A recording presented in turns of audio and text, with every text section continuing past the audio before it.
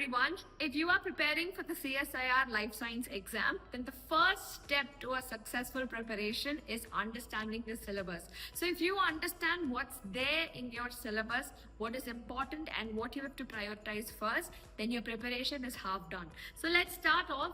And first of all, you have to understand that the CSIR new syllabus is comprising of 14 units, unlike the previous, which was only 13. So in these 14 units, what is extra that we didn't have in the previous was an additional note on bioinformatics and computational biology, along with an emphasis on the biochemical engineering and also industrial biology, which was there partially in the previous version, but now there is a deeper dive into it. Now let's understand these units fundamentally. So unit 1, definitely important, but in part C, you will have more questions compared to part B.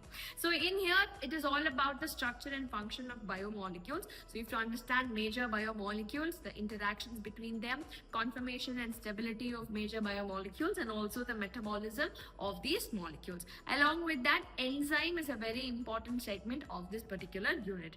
Then we have the cellular organization, which is basically fundamentals of cell biology, but very, very important high weightage unit in the look of your CSIR perspective. Then when you see what is inside this unit, it's basically cell wall, cell membrane functioning, structure, a bit about the organelles that are there, cell cycle, cell division, how genes and chromosomes are organized in the cell, and also a little bit about the microbial physiology. All right. Then the third unit, again, very, very high weightage unit in your CSIR, is fundamental processes, completely focused on molecular biology. So this is going to comprise DNA replication, repair, recombination, RNA transcription, how they are produced, how they are regulated. And then we have protein synthesis, translation, and how exactly they are processed and regulated. Then there is also a look into the gene expression and how it is controlled. So that's where the operon concept will come. So all this along with examples and applications on how it is different in prokaryotes and eukaryotes is extremely important and very frequently tested for your CSIR. Then we have the fourth unit, which is cell communication and cell signaling, which is a deeper dive into cellular biology and also a little bit about the immune system in the body. So you have to understand cell signaling, cell communication, and there is a very deeper dive into the innate and adaptive immunity, how the immune system works, what cells are functioning there, all your MHC molecules, complement systems, very important. And then we have the host pathogen interaction, where you have to understand the ways in which the pathogen will attack the host machinery and how exactly we are going to defend the same in our body. And also a look into cancer is very important. This is an important sub segment in this particular unit, which is again very frequently tested in the CSIR exam.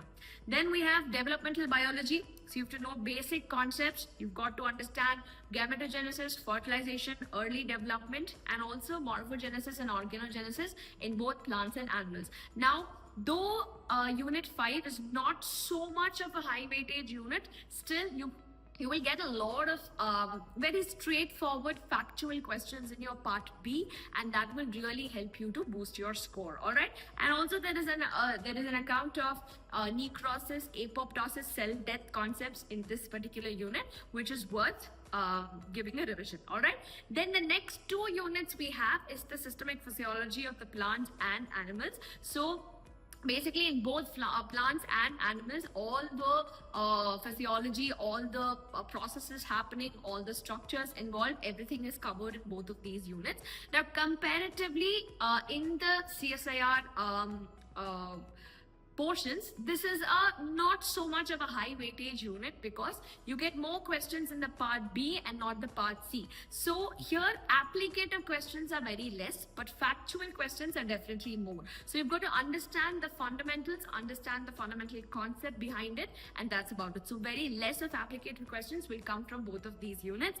And then the 8th unit, again very, very important high weightage unit, is the inheritance biology or completely the genetics part of it. So starting from basic Mendelian principles to extensions to gene mutations, right? How we analyze these genes, human genetics, of course, in detail about the human genome and other aspects of it. And then coming to the alteration of chromosomes, the disorders, very, very important, very frequently asked in the exam. And you also have quantitative genetics also covered in this particular unit, all right? Then we have evolution and diversity of life forms. So this is a very, very scoring unit, okay? Though it is conceptually very light, you can boost your score using this unit a lot. So firstly, there is an account of the evolution of life forms, and then we also have to deal with the nomenclature and taxonomy of the animals, of the species, of plants also, along with the microorganisms. Then we have a note about the entire microbial life and classification and details of each of the kingdoms that we have, which is the bacteria. Then we have the protista, fungi, plant kingdom, animal kingdom. So all of this will comprise your unit 9. Then coming to unit 10, very high weightage, at the same time very, very scoring and easy unit is going to be your ecology and behavioral biology. So everything to do with introduction to ecology, population ecology, community ecology, very, very important. All these concepts will give you just direct marks that you can just fetch out of the paper, okay? So that's going to be very easy. So definitely give a weightage to this particular unit. Then talking about biodiversity and conservation seems like a very, easy to ignore topic, but definitely it's a repeated portion that is asked in your exams, all right? Then when we talk about bioinformatics and computational biology, this is the unit that is newly added. So even if you've been preparing for CSIR for quite some time, this is a unit that you have to take extra care and cater to it, because this is a new concept that has been added into the CSIR portions. So you have to understand basic bioinformatic resources, how sequence analysis takes place, what are the methodology and tools we can use, right? What is gene annotation, how molecular modeling happens, how can I design a drug based on these computational tools, comparing the structures on different platforms and different databases, 3D structures, how do I commute them, how do I understand molecular docking, all of this will comprise the bioinformatics unit. So even if you've been a very regular student and been preparing for this for quite some time, then definitely do take this new addition into consideration, because you will have questions from this thing, from this section in your exam coming forward, all right? Then coming to the 12th unit, it is biochemical engineering and industrial biotechnology. So here definitely we have to understand some engineering principles, thermodynamics, and how those are applied into our actual biological systems, all right? Then we will understand bioprocess engineering, microbial technology and enzyme technology, downstream processing, which was the fundamental highlighting topic in the unit 12 before, but now that we've added some engineering principles and all of that, that's not so much weighted, but still you have to understand the processes behind the downstream processing and the entire flow of how basically you will do the upstream processing, fermentation, and the downstream processing should be very clear.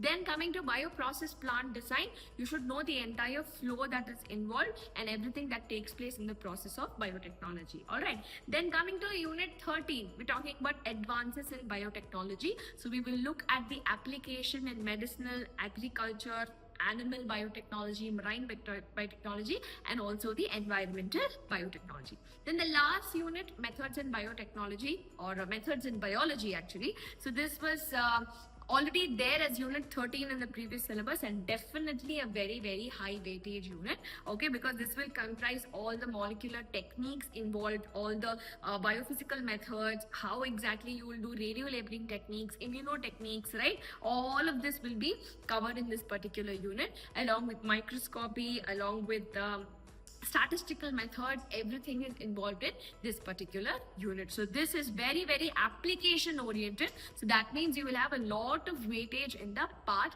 C.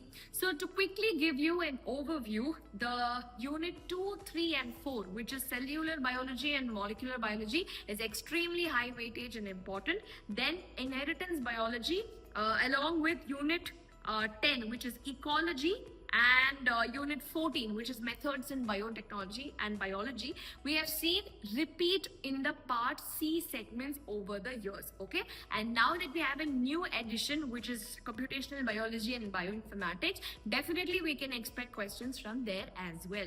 So I hope the entire syllabus and an overview of what's important and what's not is clear to you. So definitely channelize your preparation into prioritizing these high weightage units and boost your preparation. If you are looking to prepare in the last minute, then I have curated a special crash course just for you. I have covered the explanation of the entire 14 units into 14 hours of video lectures. I've provided notes. Along with that, there's an amazing question bank and also a part A guide. Now the part A is going to be your aptitude section, though it's going to be worth only 15 questions in your entire paper. This determines rank and determines whether or not you will qualify. So definitely part A is a very important segment that we'll look into. So all of this is available in the crash course. So to know more details about the crash course, definitely visit whatnexteducation.com. See you all the best.